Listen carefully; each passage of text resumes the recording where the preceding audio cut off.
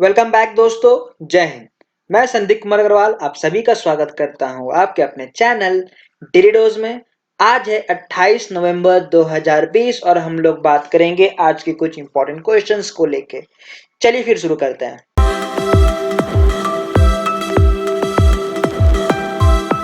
With whom Invest India has partnered to launch the SDG Investor Map for India। कहने का मतलब invest India ने किसके साथ पार्टनरशिप किया है कि वो लॉन्च कर सके एसडीजी इन्वेस्टर, जो कि मैप ऑफ इंडिया होगी कि इंडिया में कैसे कैसे इन्वेस्टर्स आएंगे और भारत का जो सस्टेनेबल डेवलपमेंट है उसको गोल को कैसे बढ़ाएंगे। तो इन्होंने पार्टनरशिप की है यूएनडीपी के साथ, यूनाइटेड नेशन डेवलपमेंट प्रोग्राम।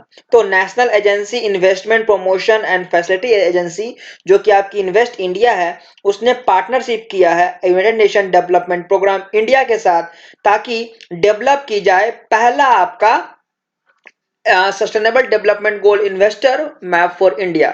अब इसमें क्या होंगे, इसमें टोटल आपके 18 इन्वेस्टमेंट अपॉर्चुनिटीज एरियाज बनाए गए हैं, 6 क्रिटिकल आपके एसडीजी इनेबलिंग सेक्टर में, जो कि मतलब कहने का मतलब 18 अलग अलग सेक्टर चुने गए हैं जो कि जिसको आपका डेवलप किया जाएगा। और खासकर ये कोविड 19 के पैंडमिक के समय में आई हुई बहुत मतलब अच्छी चीज है, जो कि भारत का डेवलपमेंट अब यहां से बढ़ेगा और अच्छा होगा और एक अच्छे परसेंटेज में ले जाके भारत को छोड़ेगा। तो ये जो है आपकी मैप, इसकी टारगेट रहेगी 2030 तक, मतलब लगभग 10 साल का यह प्रोग्राम रहेगा जिसके अंदर अलग अलग क्षेत्रों में डेवलपमेंट की काम की जाएगी। अगला सवाल है who has inaugurated third global renewable energy event री इन्वेस्ट। ठीक है, तो किन्होंने री इन्वेस्ट का तीसरा ग्लोबल रिन्यूएबल एनर्जी का इवेंट को ऑर्गेनाइज किया है या फिर इनॉग्रेट किया है, तो ये किया गया है आपके नरेंद्र मोदी जी के द्वारा। तो भारत के प्रधानमंत्री नरेंद्र मोदी जी ने इसको चालू किया है या फिर इनॉग्रेट किया है। और ये जो समिट थी आपकी, ये जो इवेंट थी, ये ऑर्गेनाइज की गई थी by the ministry of new and renewable energy. इस जो थीम रखी गई है री इन्वेस्ट 2020 की, वो है innovation for sustainable energy transition. ठीक है, जो पहली जो दो एडिशन हुई थी वो हुई थी 2015 में और 2018 में, और जो तीसरी हो रही है 2020 में हो रही है।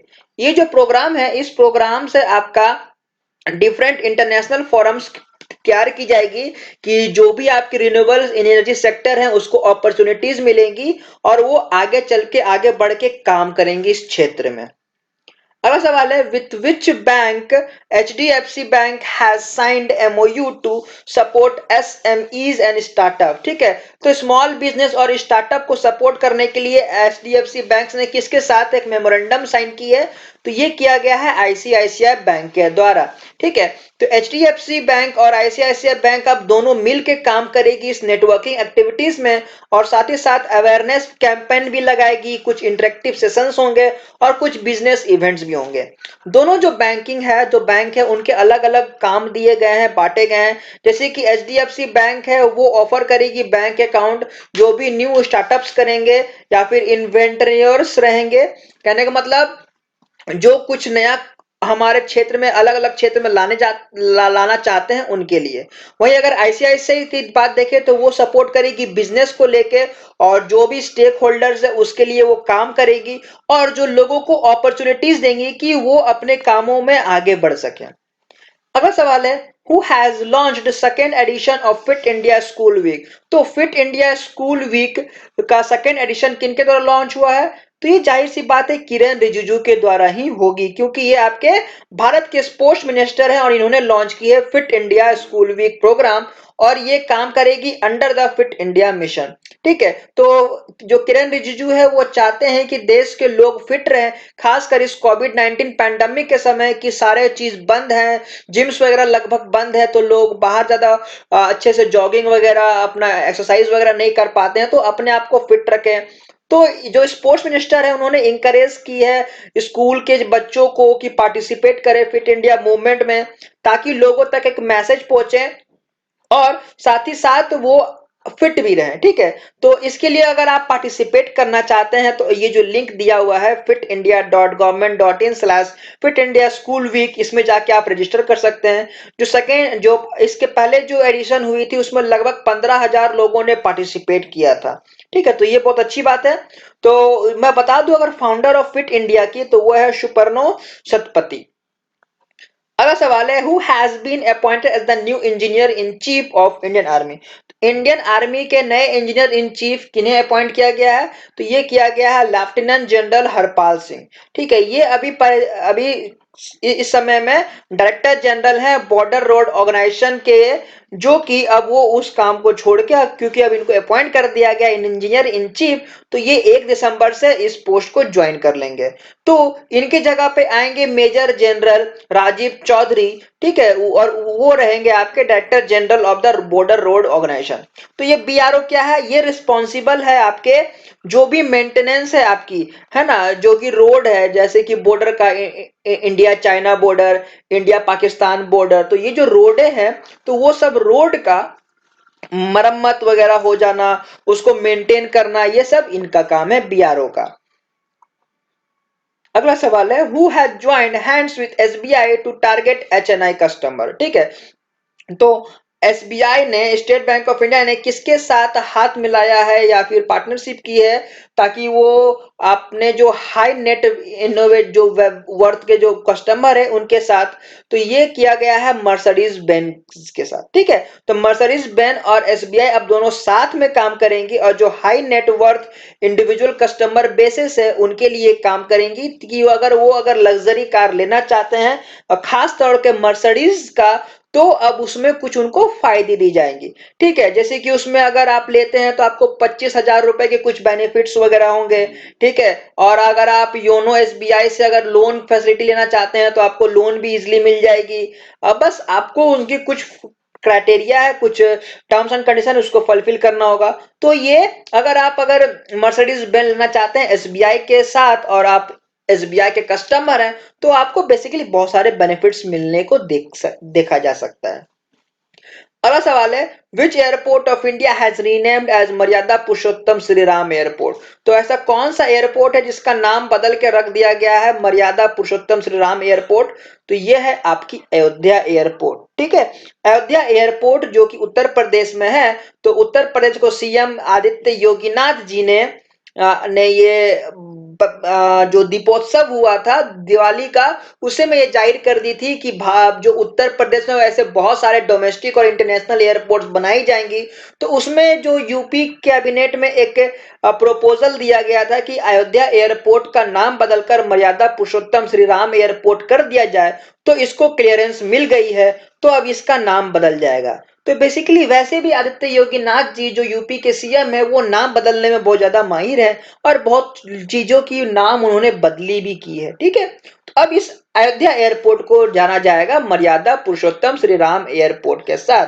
और आने वाले समय में हम लोगों को ऐसे बहुत सारे नेशनल और इंटरनेशनल एयरपोर्ट्स देखने को मिल सकते हैं उत्तर प्रदेश में। अगला सवाल है, which Indian movie has got the official entry for the Oscar. तो 93rd ऑस्कर का एंट्री किसे मिला है भारतीय मूवी में से? तो ये मिला है जलीकट्टू। जलीकट्टू आपकी एक मलयालम फिल्म है जिसको डायरेक्ट किया है लिजो जोस पेलिस्ट्री ने। उसको सेलेक्ट किया है as a best international feature film category के लिए 93rd एकेडमी अवार्ड्स में, ठीक है। तो इसको एंट्री मिल गया है आपका। तो ये जो मूवी है, ये मलयालम की तीसरी मूवी है जिसको एंट्री मिला है आपकी ऑस्कर के लिए। इससे पहले जो मूवी आई थी गुरु 1997 में, दूसरा आई थी अडामिंटे मक्कन अबू 2011 में, और अब 2020 में जलीकट्टू को मतलब एंट्री दिया गया है। तो ये जो मूवी है बहुत ज्यादा एकदम मतलब फेमस हो रही है। इस मूवी को प्रीमियर किया गया था टोरंटो इंटरनेशनल फिल्म फेस्टिवल में। उसके बाद फिर इसको स्क्रीन किया गया भूषण इंटरनेशनल फिल्म फेस्टिवल में। उसके बाद मतलब ये बहुत ज्यादा मूवी फेमस हो रही है, तो अब जाके इसको ऑस्कर के लिए भी एंट्री मिल चुकी है। अगला सवाल है, recently Fakir Chand Kohli passed away. तो फकीर चंद कोहली जी का निधन हो गया। तो ये कौन थे? ये आपके सीईओ थे, आपके टीसीएस के, टाटा कंसल्टेंसी सर्विस के ये सीईओ रह चुके हैं। और माना जाता है कि ये उसके फाउंडर भी है। ठीक है, तो ये फाउंडर रह चुके हैं टाटा कंसल्टेंसी सर्विस, और इसीलिए इनको कहा जाता है father of Indian IT industry. ठीक है, तो इनको father of Indian IT industry कहा जाता है। तो इन्होंने फाउंड किया था टाटा कंसल्टेंसी सर्विस को, और स्टार्टिंग में ये उसके सीईओ भी रह चुके हैं। ठीक है, तो ये थे आपके, और इन्होंने काम भी किया है as a general manager Tata power company और chairman of the board governor of college of engineering Pune. और इनको पद्म भूषण से भी नवाजा गया है by the government of India. तो ये पद्म भूषण श्री फकीर चंद कोहली जी थे जिनका निधन हो गया। अगला सवाल है, where Ladakh gets largest solar project. तो अभी हाल ही में लद्दाख में सबसे बड़ा सोलर प्रोजेक्ट लॉन्च किया गया। तो ये मतलब बनाया गया, तो ये कहाँ बना है? ये आपका बनाया गया इंडियन एयरफोर्स स्टेशन लेह में। ठीक है, और ये सबसे हाई एल्टीट्यूड में बनाया जाने वाला भी सोलर प्रोजेक्ट है, सोलर स्टेशन है। तो ये जो पूरी बनी है आपकी, ये मेक इन इंडिया इनिशिएटिव के अंदर बनी है, लेह के international sorry Indian air force station में। ठीक है, जो कि काम करेगी as a sustainable energy alternative to fuel, fossil fuel. क्योंकि जो पेट्रोलियम है, कोल से वो खत्म हो रहे हैं, तो उसका एक अल्टरनेटिव सोर्स ये काम करेगी, और एक ट्रेडिशनल मेथड करेगी, प्रोवाइड करेगी, और ये पॉल्यूशन फ्री भी रहेगी। तो ये जो प्रोजेक्ट है, ये namely provision of solar photovoltaic power plant है, जो कि 1.5 मेगावाट आपकी बिजली प्रोड्यूस करेगी।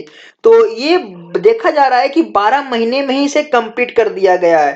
ठीक है, इसकी जो डेडलाइन थी वो थी 31 मार्च 2021, लेकिन इसको बहुत जल्दी ही काम खत्म कर दिया गया। तो ये अच्छी बात है।